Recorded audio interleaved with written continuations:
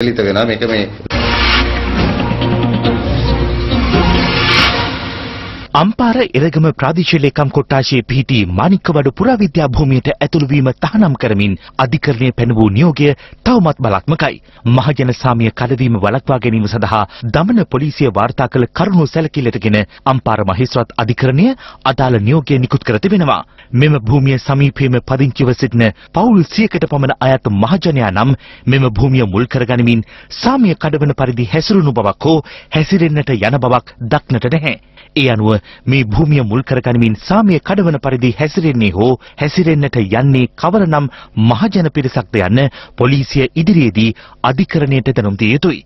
මන්ද කිසියම් භූමියකට මොනම ආකාරයකින් හෝ සම්බන්ධයක් නැති බාහිර පිරිස් නියමින් හෝ අනියමින් කරන බලපෑම් මහජන සාමයට තුඩු දෙන ඒවා ලෙස සලකා අදාළ භූමිය තුල නීත්‍යානුකූලව සිදු කරන්නට යන හෝ සිදු කෙරෙමින් තිබෙන කටයුතු වලට තහංචි පැනවීම අනුමත කළ හැක්කක් නොවේ. පොලිසිය ඉදිරිපත් කළ කරුණු සැලකිල්ලටගෙන අධිකරණයේ දුන් නියෝග හේතුවෙන් මෙවැනි විට ඇනහිට තිබෙන්නේ ජනාධිපතිවරයාගේ නියෝග ප්‍රකාරව එම භූමියේ සංඝාවාසයක් ඉදිකිරීමේ කටයුත්තයි. මේ 2014 වර්ෂයේදී පුරාවිද්‍යා භූමියක් ලෙස ගැසට් මගින් ප්‍රකාශයට පත් කර ඇති හේයින් අදාළ සංඝාවාසයේ ඉදිකිරීම සඳහා අවසර දෙන ලෙස ජනාධිපතිතුමා පුරාවිද්‍යා අධ්‍යක්ෂ ජෙනරාල්වරයාට නියෝග කර ඇති බව එම අධ්‍යක්ෂ ජෙනරාල්වරයාගේ 2017 ජනවාරි මාස 25 වන දිනදී මෙම ලිපියෙන් තහවුරු වනවා.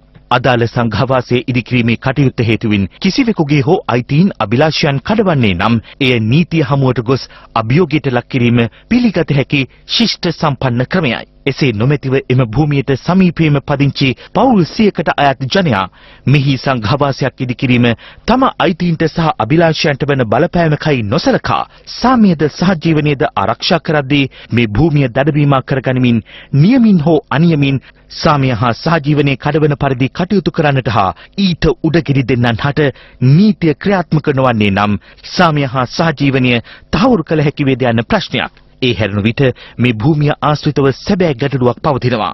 එය පුරාවිද්‍යා දෙපාර්තමේන්තුවේ නොසැලකිල්ල මත ඇති වූවක්. එනම් පුරාවිද්‍යා දෙපාර්තමේන්තුව මෙය පුරාවිද්‍යා භූමියක් ලෙස ප්‍රකාශයට පත් කරමින් මායිම් සලකුණු කර ඇත්තේ පුරාවිද්‍යාත්මක වටිනාකමකින් යුත් බොහෝ දෑ බැහැර කරමිනුයි. මේ දිය අගල ඊට කදිම නිදසුනක්. ස්වභාවික නිර්මාණයක් නොව ඉපැරණි තාක්ෂණයේ මහිම කියාපාන ඉදිකිරීමක් වන මෙම දිය අගල ඇතුළත් නොවන පරිදි මාණික්කවඩු පුරාවිද්‍යා භූමියේ මායිම් සලකුණු කිරීමට තරම් පුරාවිද්‍යා දෙපාර්තමේන්තුව අන්ධ වීම අදාහගත නොහැකි.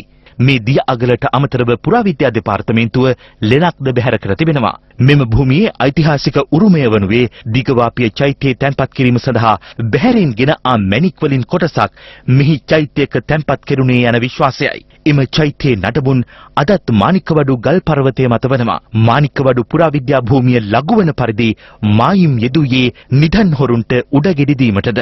පුරාවිද්‍යා අධ්‍යක්ෂ ජෙනරාල්තුමනි, මේ ඔබේ අවධානය පිණිසයි. දැන් ක්‍රීඩා පුවත්. මෙරට පාසල් රග්බි පිටියේ වැඩි අවධානයක් හිමිව තිබෙන